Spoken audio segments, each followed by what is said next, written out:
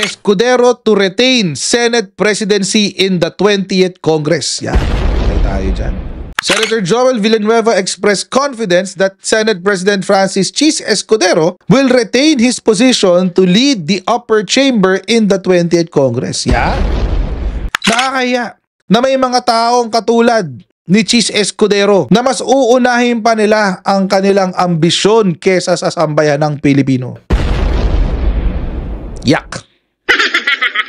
Ang nakakalungkot dyan, mga kababayan, dito po sa sinabi ni Senator Joel Villanueva, para na rin pong sinabi ng ating Senado na gusto naming protektahan si Sara Duterte. As of 12 noon kanina, tapos na ang 19th Congress. At umupo na yung mga dapat umupo sa 20th Congress na. 20th Congress na tayo, mga kababayan. Grabe, no? At dahil 20th Congress na, mga kababayan, syempre, andito na naman tayo sa usapan ng Senate presidency tsaka House speakership. Oo. So sa House speakership right now, ang humamon, mga kababayan, ay si Toby Chanco at si Albi Benitez. Oo. Si Toby Chanco, yung dating campaign manager ng Alyansa. Sure kayo? Gusto nyo maging House Speaker? Kampanya nga lang, hindi niya na ipanalo paano pa yung House Speakership? Diba? Mas complicated ang House Speakership kaysa sa kampanya. So paano mo iaasa kay Toby Chanco ang 300 plus na congressman kung simpleng 12 na naging 11 ay hindi nga mapanalo? Tapos pangalawa, mga kababayan, etong si Albi Benitez. Mas lalo na. Mas busy yata siya sa kanyang Ibana. Ikaw na ang naka-Ibana. So, may question dito si Arnold Elanga. So, Coach, si Martin okay naman pala. Not necessarily. Pero para sa akin, the lesser of all of these evils, kay Martin na lang at least stable. Doon na lang tayo sa stable. Oo. Tsaka mga kababayan, doon na lang tayo sa nagsusulong ng impeachment. Yung irerespeto yung impeachment process. Nakakaya na may mga taong katulad ni Chis Escudero na mas uunahin pa nila ang kanilang ambisyon kesa sa sambayanang Pilipino. Yak! Escudero to retain Senate presidency in the 20th Congress. Yan. Tayo dyan. Senator Joel Villanueva expressed confidence that Senate President Francis Chis Escudero will retain his position to lead the upper chamber in the 20th Congress. Yan. Magandang magandang pag-usapan yan. Pakinggan natin yung balita. Jiggy, halos isang buwan pa bago magbukas o formal na magbukas ang 20th Congress. Sa ngayon, wala pang eksaktong numero ilan ba ang sumusuporta kay Senate President Chis Escudero at sa posibleng mag-challenge sa kanya ni Senator Tito Soto. Pero nakausap natin si Senator Joel Villanueva at Senator Alan Peter Cayetano, pareha silang sinasabi kung ngayon ang botohan para sa pagiging Senate President, panalo na si Senator Chis Escudero. Ibig sabihin, mananatili siyang leader ng Senado. Ayon sa dalawang senador din na nakausap natin, more than 13 or more than majority of the senators daw ang sumusuporta sa ngayon kay Senate President Escudero. More than 13 daw, according to Senator Joel Villanueva ang sumusuporta kay Chis Escudero. Okay, ito kasi yun mga kababayan. Bakit nag more than 13? Meron kang mga DDS senators. Si Bongo, si Bato, si Rodante Marcoleta, Amy Marcos, Camille Villar. Tapos meron ka pang Robin Padilla, Mark Villar, Alan Peter Cayetano. Okay, you have 9. May sympathizers ka pa. Si Jinggoy, si Joel, according sa Iglesia ni Cristo, si Bam Aquino. You have 12.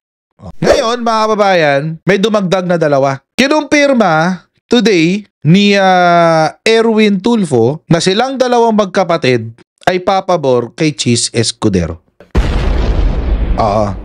So, by virtue of the number, you have 14. It is what it is. Ang nakakalungkot dyan, mga kababayan, it seems this is a very short-sighted move. Kasi mga kababayan, pinag-uusapan kasi natin dito, mga kababayan. Number 1, 12.29 billion pesos na notice of suspension, disallowance, and charges. Ibig sabihin, ito ay pondo na hindi dapat ginastos sa paraan na ginastos si Sara Duterte. DepEd pa lang to ha. That's 12.297 billion pesos na ang nakinabang dapat ay yung mga bata sa public school. 7 billion pesos in unliquidated cash advances. Ibig sabihin, gumastos ang opisina ni Sara Duterte pero hindi nag-remit ng resibo. 15.4 billion pesos na halaga ng proyekto na nasayang dahil hindi nagtrabaho ng maayos si Sara Duterte. Dito po, sa sinabi ni Senator Joel Villanueva, para na rin pong sinabi ng ating Senado na gusto naming protektahan si Sara Duterte. Bakit? Ano ho ba ang ginawa ni Chis Escudero sa impeachment complaint? Baliktaraw ho tayo mga kababayan. Mga kababayan, nakuha po ng Senado ang articles of impeachment ni Sara Duterte noong February 5. Ang ginawa, si Joel Villanueva nagsisigaw sa plenary. Sabi niya, Mr. President, I move to suspend the Senate until June 2, 2025. Tapos nagsisigaw din si Migs Zubiri. Oh, walang kokontra ha. Win, kokontra ka. Win. Gumanon. Tapos, hindi tinanggap ng Senado ang Articles of Impeachment. Sa Article 11 po kasi ng 1987 Constitution, doon ho nakasulat na kapag tinanggap ng Senado ang Articles of Impeachment, ay dapat the trial should forthwith proceed. Anong palusot ni Escudero? May eleksyon ho kasi bla bla bla bla bla bla. Ito pa ang sinabi ni Chis Escudero. Nagsinungaling pa tungkol sa konstitusyon. Wala namang forthwith sa impeachment provision eh. Ay sure ka? Ang ibig sabihin mga babayan, dapat nag-umpisa na yung trial. Hindi yung madaliin yung trial. O sige. Bago mag-June 2, anong sinabi? Oy, hindi muna tayo mag-i-impeachment sa June 11 na. Palusot ni Chis Escudero mga kababayan. Anong sinabi? Unahin daw muna nila yung priority bills na tapusin. Hindi na naman lang natapos.